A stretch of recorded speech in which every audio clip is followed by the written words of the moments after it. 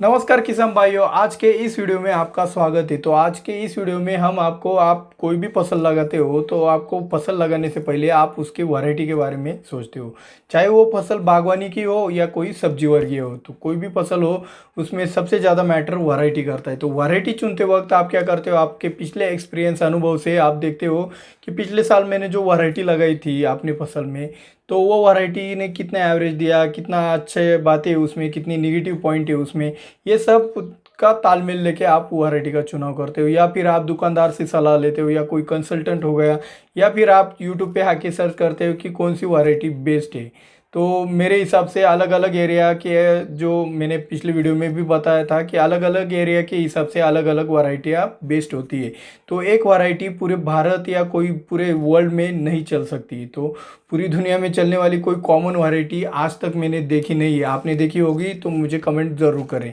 तो अलग अलग क्लाइमेट, अलग अलग ज़मीन, अलग अलग तरीक़ों से ये जो वैरायटी का चुनाव हमें कैसे करना चाहिए, ये हम इस वीडियो में आपको बताने वाले हैं। तो इसका प्रूफ भी मैं आपको दे सकता हूँ। एनआरसी का जो रिपोर्ट है, मतलब जो नेशनल रिसर्च सेंटर होते हैं अलग अलग वैरायटी के, उसी में से एक एनआरसी का रिपोर्ट मैं आपको दिखाने वाला हूँ कि उन्होंने कैटेगरी वाइज अलग अलग राज्य में अलग अलग वैरायटी का चुनाव रिकमेंडेशन आपके लिए उन्होंने किया है।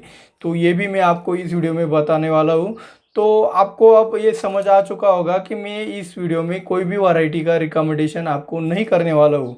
ये मैं आपको पहले ही बताने वाला हूँ। अगर कोई इस वजह से ये वीडियो देख रहे हैं तो वो अभी भी छोड़ के जा सकते हैं। तो मैं इस वीडियो में क्या बताने वाला हूँ, तो इस वीडियो में मैं बताने वाला हूँ कि आपको वैरायटी का चुनाव कैसे करना है, उसकी सही गाइडलाइन क्या है, हमें उसका चुनाव करते वक्त कौन सी सावधानियाँ हमें कहाँ से ढूंढना चाहिए, ये सब बातें आपको मैं बताने वाला हूँ। तो आपको ये पता तो चल चुका है कि मैं यहाँ पे वैरायटी का आपको कुछ गाइडेंस नहीं करने वाला हूँ। आपको मैं हर एक फसल, कोई भी फसल हो, जाए टमाटर हो गए, मिर्च हो गया, अंगूर हो गया, अनार हो गया, कोई भी फसल हो, उसमें वैरायटी बहुत महत्वपूर्ण रहती है। मैं तो कहता हूँ कि हमारा 80 से 90% जो एवरेज या आउटपुट आता है हमारे खेत में से, उत्पादन उपज हो गया, तो वो सिर्फ 80 से 90% तक वो हमारे वैरायटी पे वो डिपेंड रहता है। बाकी का कुछ क्लाइमेट हो गया, फर्टिलाइज़र हो गया, ज़मीन हो गया, या हमारे प्रैक्टिसेस के ऊपर वो डिपेंड रहता है। तो हमारा यहाँ पे चुनाव सही होना चाहिए कि हमें वो वैरायटी कौन सी चुननी चाहिए। तो और इसके साथ मैं आपको इस वीडियो में एक बहुत खास बात बताने वाला हूँ, बहुत ही खास होने वाली है वो बात। तो आपको अब ये वीडियो अंत तक उसके लिए ध्यान से देखना पड़ेगा। तो मैं हूँ दिव्यराज और आप देख रहे हो अन्य निर्माता। चलिए शुरुआत करते हैं आज की।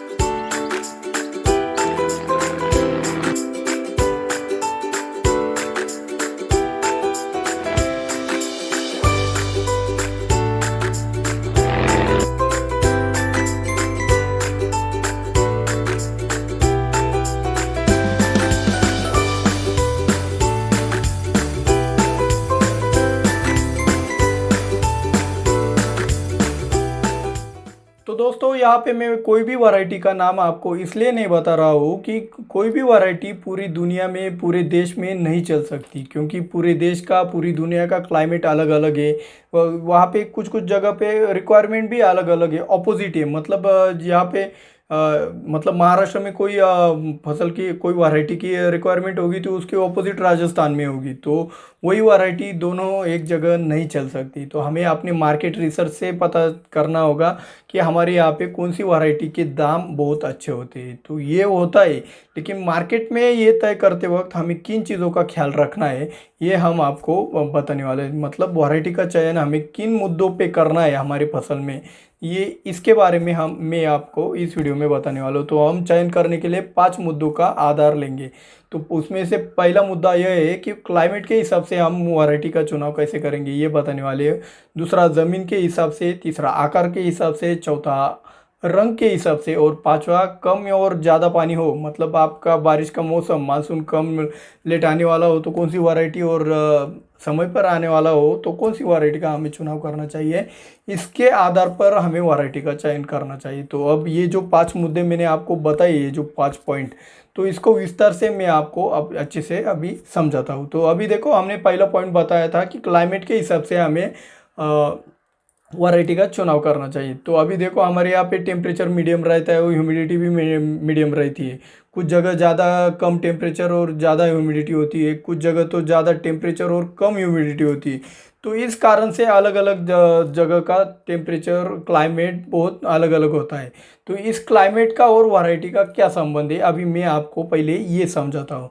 तो देखो क्लाइमेट का और वैरायटी का ये संबंध है कि देखो अभी क्लाइमेट ज़्यादा टेम्परेचर और ज़्यादा ह्यूमिडिटी होगी तो डिसीज प्रेशर ज़्यादा होता है, हमारे फसल रोगों के प्रति ज़्यादा सहनशील ना हो। तो यहाँ इस टेम्परेचर में इस ह्यूमिडिटी पर डिसीज ज़्यादा अटैक करती है, रोग ज़्यादा अटैक करते हैं। तो इस ऐसे समय में हमें क्या करना चाहिए, अगर आपके यहाँ ज़्यादा टेम्परेचर और ज़्यादा ह्यूमिडिटी होती होगी तो आपको ऐसे में जो रोग प्रतिकारक जो वैरायटी होती है, जो रोगों के लिए सहनशील होती है, ऐसी वैरायटियों का आपको आपके क्लाइमेट के हिसाब से चुनाव करना है। चाहे आपकी कोई भी फसल हो या कोई बागवानी वाली फसल हो या कोई सब्जी वर्गीय फसल हो, तो क्लाइमेट के हिसाब से आपको कैसे वैरायटी का चुनाव करना है ये मैंने आपको समझा दिया। अभी दूसरा पॉइंट मैंने ज़मीन के हिसाब से बताया। तो कुछ फसलों में विल्ट की समस्या आती है, जैसे अनार हो गया, आपकी शिमला मिर्च हो गया, बैंगन हो गया या टमाटर हो गया। तो ऐसी फसलों में विल्ट की समस्या आती है। तो विल्ट की आपको पता है कि मेरे फसल में विल्ट आने वाला है, निमेटोड भी आ सकता है। तो ऐसे में आप वैरायटी चुनते वक्त कुछ कुछ वैरायटी ऐसे आती है कि जो विल्ट के प्रति सहनशील होती है, निमेटोड उन वैरायटी में होता ही नहीं, ज़्यादा पाया नहीं जाता है। तो आपकी ज़मीन की वाटर होल्डिंग कैपेसिटी आगे, यदि आपकी सॉइल हेवी हो, मतलब भारी ज़मीन हो, तो आपको ये विल्ट का या निमेटोड का ध्यान आपके फसल में कौन सी वैरायटी चुननी है इस पर देना होगा। अगर यदि आपने ऐसी वैरायटी चुनी जो निमेटोड और विल्ट के प्रति सहनशील हो, तो आपकी फसल आप भारी ज़मीन में भी अच्छी आ सकती है। हल्की ज़मीनों में तो ऐसा कोई प्रॉब्लम नहीं आता, आप कौन सी भी वैरायटी चुने आपकी उपज फिक्स रहती है, मतलब अच्छे से आ जाती है, उसमें कोई दिक्कत आती नहीं है। तो आपकी ज़मीन अगर यदि भारी हो, आपकी ज़मीन में विल्ट की समस्या आती हो, निमेटोड की समस्या आती हो, तो आपको ये सर्च करते वक्त, पहले वैरायटी का रिसर्च करते वक्त आपको ये ध्यान में रखना है कि मेरे को विल्ट के प्रति या निमेटोड के प्रति कोई अच्छी सी सहनशील वैरायटी चाहिए। इसमें आप टेक्नोलॉजी का भी आधार ले सकते हो। देखो अभी बैंगन और टमाटर का भी ग्राफ्टेड पौधे आने लगे, मतलब टमाटर ग्राफ्टिंग और बैंगन की ग्राफ्टिंग आपको पता ही है। कुछ कुछ लोगों को नहीं पता होगा, तो नीचे की तरफ वो क्या करते हैं, जंगली पौधा लगाते हैं और ऊपर की तरफ आपकी जो चुनी हुई वैरायटी होती है उसका, उन दोनों का ग्राफ्टिंग करते हैं। तो नीचे की तरफ देसी पौधा होने से उसमें कोई भी निमेटोड या विल्ट की समस्या नहीं आती है, और वो जो हेवी फीडर होने से वो ज़्यादा अपटेक करता है नीचे देसी होने से। तो इससे उपज भी बढ़ती है और आपका जो डिसीज प्रेशर है या निमेटोड का प्रॉब्लम है वो कम हो जाता है, जो सॉइल डिसीज है वो कम आते हैं। तो तीसरा प्रकार हमने बताया था कि आकार के हिसाब से हमें वैरायटी का चुनाव करना चाहिए। अभी आकार के हिसाब से कैसे करोगे, तो देखो हम उदाहरण के लिए करेले और अंगूर का उदाहरण लेते हैं। तो करेले में आप देखो, छोटा वाला करेला होगा तो उसे देसी माना जाता है हमारे यहाँ, आपके एरिया में कुछ अलग माना जाता होगा। और जो लंबा करेला होता है तो उसको हाइब्रिड कहा जाता है। तो जो देसी वाला होता है उसको ज़्यादा रेट मिलते हैं लंबे वाले के तुलना में। कुछ ज़्यादा फर्क नहीं होता, लेकिन फिर भी फर्क होता है थोड़ा थोड़ा बहुत। तो इसके हिसाब से हमें रेट मिलते हैं। तो हमें आकार का भी यहाँ पे ध्यान देना चाहिए। अभी आप अंगूर में भी ले लो, अंगूर में जो गोलाकार आकार के जो अंगूर होते हैं उनको कम रेट में बेचा जाता है, और जो कैप्सूल टाइप के जो अंगूर होते हैं लंबे, तो उनका रेट बहुत ज़्यादा होता है। तो हमें आकार के हिसाब से भी हमें अपने फसल में वैरायटी का चुनाव करना चाहिए। वो चाहे कौन सी भी वैरायटी, मतलब कौन सी भी फसल हो उसमें, मतलब मिर्च हो गया, टमाटर हो गया, बैंगन हो गया, कौन सी भी फसल हो उसको आकार के हिसाब से हमें उसका चुनाव करना चाहिए। हमें मार्केट में जाकर देखना चाहिए कि भाई कौन से आकार को ज़्यादा रेट मिलते हैं। तो अगला पॉइंट हमने बताया था रंग का। रंग के लिए हम उदाहरण लेंगे मिर्च का। तो मिर्च आपको पता है हरी और लाल आती है, ठीक है, हरी और लाल आती है।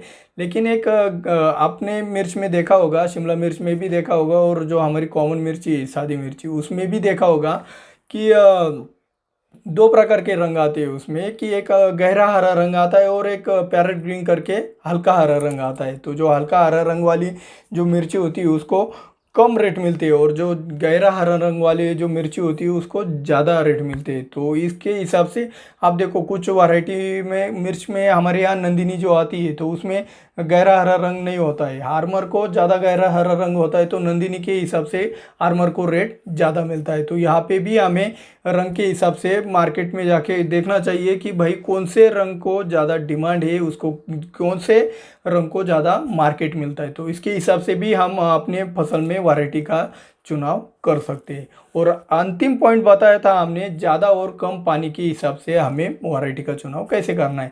तो अभी आप देखो, आपके पास अगर ज़्यादा पानी हो, आपके पास से कोई कैनल गया है या आपके कुएं में ज़्यादा पानी हो, या कोई आपके पास कोई बड़ा सा तालाब हो, आपको कोई पानी की समस्या नहीं हो, तो आप बेझिझक ज़्यादा उपज देने वाली और ज़्यादा पानी लगने वाली वैरायटियों का आप चयन कर सकते हो। लेकिन आपके पास कोई परफेक्ट साधन नहीं है कि आपके पास पानी होगा ही होगा, आप सिर्फ और सिर्फ बारिश पे डिपेंड हो। और ऐसे में आप देखो, अभी मई महीने में बारिश आ रही है, कुछ कुछ जगह थोड़ी थोड़ी बारिश पड़ रही है। तो आप मेरे हिसाब से, मैंने पिछले कुछ सालों से ये देख रहा हो कि मई महीने में बारिश आई तो हमें जून जुलाई वेट करना पड़ता है मानसून का, ज़्यादा जल्दी से मानसून आता नहीं है। तो ऐसे जून जुलाई में हमें ऐसे ही कुछ कम पानी वाली फसलों का आधार लेना पड़ता है, जो वाटर रेजिस्टेंस जो वैरायटी होती है, जो कम पानी में भी अपना ताकत दिखा देती है, ऐसी वैरायटी का भी आप चुनाव कर सकते हैं। तो ऐसा एक एक करके मैंने आपको पांचों बातें, पांचों पॉइंट अच्छे से समझा दिए है कि हमें अपने फसल में वैरायटी का चुनाव कैसे करना है। वैरायटी का नेम मैं आपको बताना नहीं चाहता हूँ, क्योंकि मेरे एरिया के आपके एरिया में सूट नहीं होगी भाई। और आप देखो, आपके एरिया में जो फेमस वैरायटी है वो हमारे एरिया में नहीं है, और हमारे एरिया की जो फेमस वैरायटी है वो आपके एरिया में नहीं है। अगर आप ऑनलाइन मंगवा भी लोगे तो वो भी मैच नहीं होगा, क्योंकि सब क्लाइमेट, ये जो पांच बातें बताई मैंने, इसका चक्कर आता है। तो ये आपको पहले एक ध्यान में लेना चाहिए। अब मैंने बताया था कि मैं प्रूफ के साथ बताऊंगा कि आपको एक वैरायटी सब जगह सूट नहीं हो सकती है। यह नेशनल रिसर्च सेंटर वाले भी कहते हैं, मतलब जो रिसर्च करते हैं साइंटिस्ट लोग, वो भी ये बताते हैं। उनका एक स्क्रीनशॉट लिया है मैंने वेबसाइट का, वो आप अभी स्क्रीन पर देख सकते हो। इस स्क्रीनशॉट में बताया गया है कि आंध्र प्रदेश को अलग वैरायटी, महाराष्ट्र को अलग वैरायटी, मध्य प्रदेश को अलग वैरायटी, राजस्थान के लिए अलग वैरायटी, कर्नाटक के लिए अलग अलग वैरायटीज़ आपको रिकमेंड की गई है। तो इससे आप मेरे को एक बताओ कि अगर सब पूरे देश में अगर एक ही वैरायटी चल जाती, तो ये रिसर्च सेंटर वाले हमको एक ही वैरायटी क्यों नहीं बताते। कुछ क्लाइमेट कॉमन होने से कुछ दो दो राज्यों की एक वैरायटी कॉमन आ सकती, लेकिन सभी राज्यों की एक वैरायटी कॉमन नहीं आ सकती, ये इससे साबित हो जाता है। तो अभी खास बात बताने से पहले, आपको हमारा वीडियो अच्छा लगा हो तो आप ज़रूर लाइक तो करने ही वाले हो, मेरे को पता है, आप लाइक करके ही हमारी खास बात सुनोगे। तो खास बात में मैं आपको ये बताना चाहता हूँ कि सीड कंपनियाँ जो सीड बनाती है, तो वो कैसे बनाती है, आपको कुछ पता है इसके बारे में? क्या आपने कभी इसके बारे में कुछ ढूंढने का प्रयास किया है?